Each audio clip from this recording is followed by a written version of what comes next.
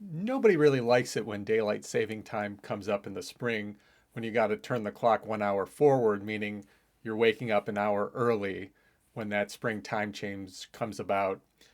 Well, how can light and melatonin help to adjust to daylight saving time in the spring?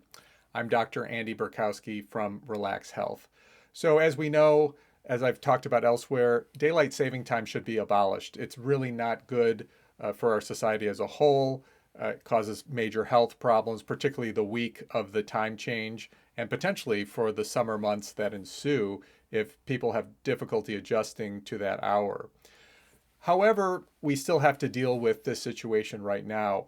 And what's the reason it's harder to wake up earlier for that spring forward time change? For example, if you generally wake up at 7 a.m., you spring the clock forward, and now 7 a.m. is actually 6 a.m. to your body. You're waking up an hour early. How can we prepare for that? Well, the body has a circadian rhythm. It operates on a strict 24-hour cycle, but it's not exactly 24 hours. It's in some people 24.2, 24.6. Sometimes it's shorter than 24 hours. It's sort of like the rotation of the orbit of Earth around the sun is not exactly 365 days. So it's actually easier for us to fall back in the fall because we can stay up a little bit later and we can sleep in a little bit more. It's much harder to wake up earlier, and it's much harder to fall asleep earlier when it comes to adjusting to the spring.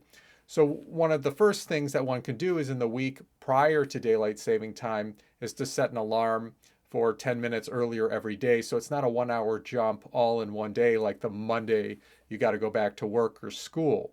So that slight adjustment of the clock backwards in terms of the wake up time will allow the bedtime to be 10 minutes earlier each of those days for those of you who are on a very strict sleep and wake schedule. Now, there's a concept when we talk about light and melatonin of what we call the phase response curve. So basically, the body follows a biological clock pattern, and there are certain times of the day where we are sensitive to light exposure. In the morning, we are very sensitive to light exposure, particularly within the first 2 hours of waking up. And that's a great time to get natural sunlight, and that might help shift the clock earlier or advance the clock.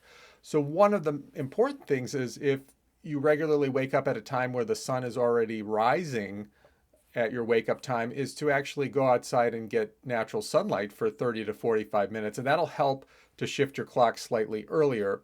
Many of us live in time zones or areas of the nation or the world where it's still dark when we wake up in March prior to that time change. So that's not possible. So in those cases, you could consider getting a light gadget that may help. There's all sorts of light gadgets. If I can get this to work, oh, here it goes. So if I can get this to turn on, this is a light visor that shines high intensity blue wavelength light. So if it were dark outside, you could wear one of these gadgets. There are many different ones. Most of them are light boxes where you sit in front of the light for 30 to 45 minutes, and it helps to simulate that sunlight, which will help to advance the clock, internal clock inside the brain.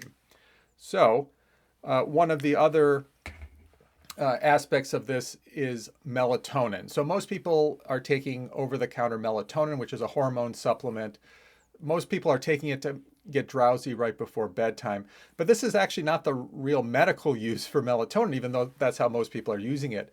But one of the main medical uses of melatonin is to shift the biological clock. It can help shift the clock earlier or later. So in the case of daylight saving time, the biological clock is sensitive to exposure of melatonin, roughly about 5 hours before one typically falls asleep. So if you're someone who falls asleep every night at 11 o'clock, you get a slight exposure to melatonin at 6 p.m. This will also advance your clock. It'll help you to fall asleep earlier and wake up earlier. And this is really important because melatonin comes in all sorts of forms, But the pharmacy grade forms of melatonin are very important to get. And if somebody were to do this, it would be good to take 300 to 500 micrograms, which is zero point 0.3 or zero point 0.5 milligrams of melatonin. Why is it important to take a small dose of it? Number one is melatonin can cause drowsiness. So if you're taking it at 7 p.m. to shift your clock, you don't want to be drowsy at 7 p.m. if it causes drowsiness. So a lower strength of the melatonin will produce fewer adverse effects, including drowsiness. But the second reason is the phase response curve, which is quite complicated. You don't want the melatonin to be affecting your brain for too long of that time. You want to hit it right at the spot where it'll actually advance the clock. If you take too much melatonin, it might hit an area of the biological clock at that time that'll advance the clock, but then it'll still be in the system later when it might delay the clock. And you don't want to delay the biological clock when you're trying to move it earlier. So avoid a large dose. It can be taken about 5 hours before the typical bedtime. And studies have shown that the biggest shift in the clock earlier is a combination of light in the morning and evening melatonin. So if you combine the two together, they're far more effective than either light or melatonin by themselves. So that's one actual practical use of melatonin that's been proven based on research. And it could be one that people employ related to daylight saving time until hopefully we abolish the whole concept and we move back to standard time throughout the country and no time change at all. And that's really what's best for our biological clocks. But until then, it helps to adjust as best we can. As always, these videos are general information only. It does not constitute the giving of medical advice, and all medical decisions should be made under the care of a licensed professional. And as always, as I like to say, one of the keys to sleeping well is to relax.